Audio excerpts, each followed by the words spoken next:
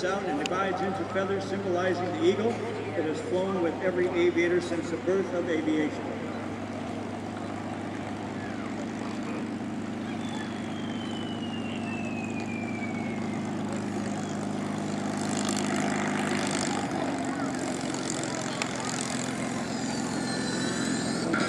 You'll also see the invasion stripes on Scott's airplane.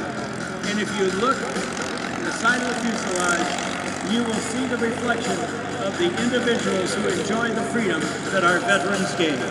All right, a biplane low and to your right coming up to fly sideways off the ground.